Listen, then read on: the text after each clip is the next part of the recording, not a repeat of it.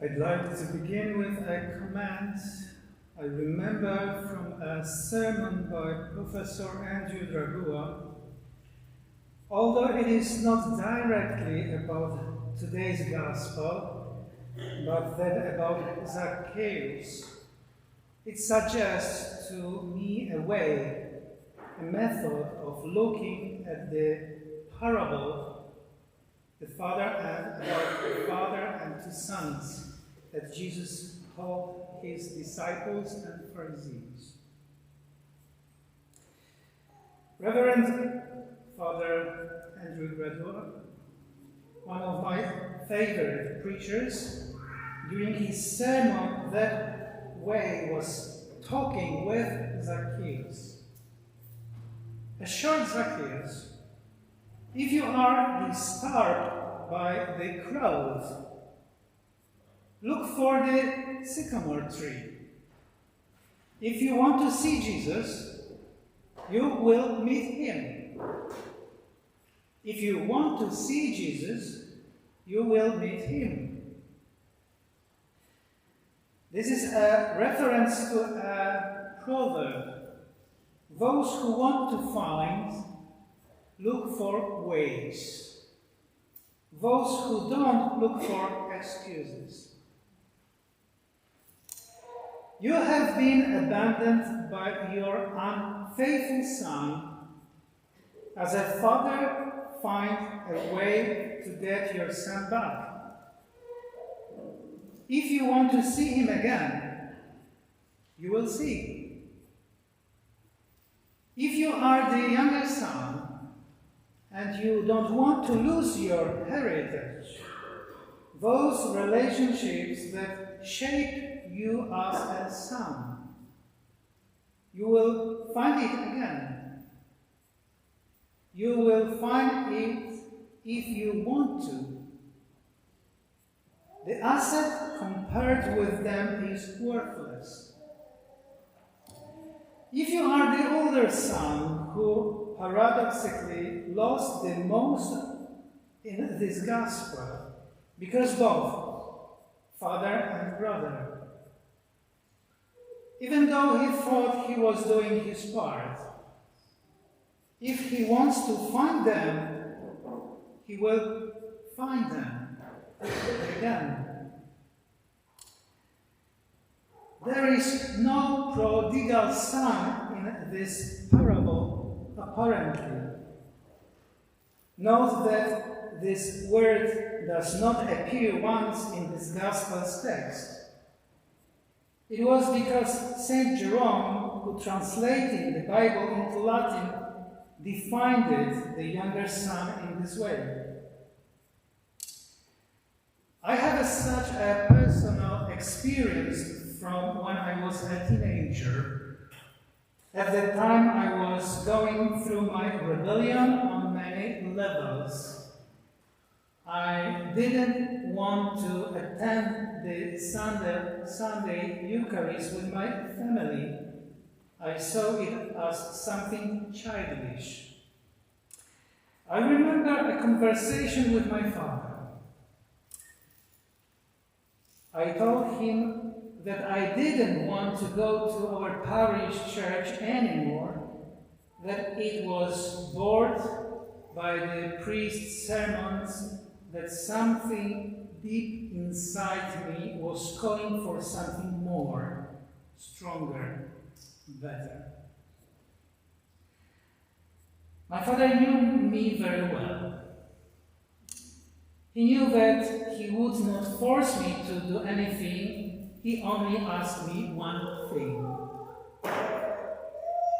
However, son, are you not living God? Are you? No, I'm not. He is too important for me, I answered. That's how, after much searching, I found Jesus in the Dominicans of Krakow. First in the community of the laity and then among the brothers. I found him in the deep and trusting relationships. And there is a second thread that I would like to speak about. You can find a reproduction of Rembrandt's painting, The Return of the Prodigal Son, in our confessional room, over there. The original is in the Hermitage in St. Petersburg in Russia.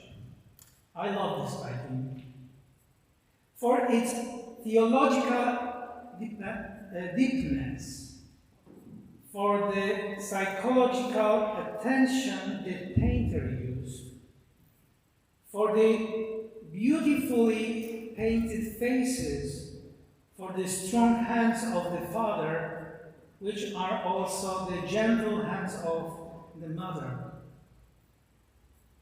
Much could be said.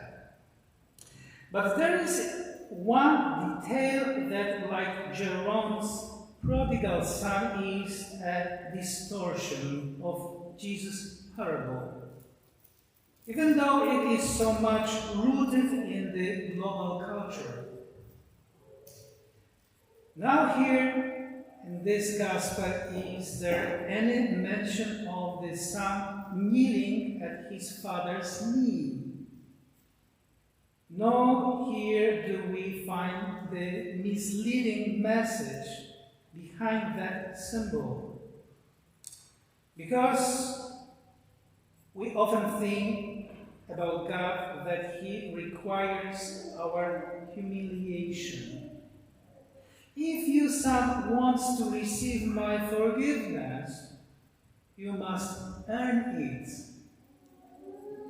Your humility is the price. Mercy requires sacrifice. Kneel down. It is not true. It is not true. In the parable Jesus told his disciples and Pharisees, we find a reference to the story of Jacob and his youngest son, Menlo. This is the name that the dying Rachel, his mother, gave to the child for whom she was about to lose her life. Menlo is the son of sorrow and despair. Meanwhile, his father Jacob took him in his arms and said, "Behold, Benjamin, son of my right hand." Not Ben-Noi, but Benjamin. The fathers in both stories wanted to find their sons, and they found them. They found a way to welcome them into their own lives. The younger son, the prodigal son, wanted it too. We can grumble about his intentions, at his desire to take the property. What he found was a realization of the value of the filial relationship, much more valuable than the property. Whether the older brother found it, we don't know.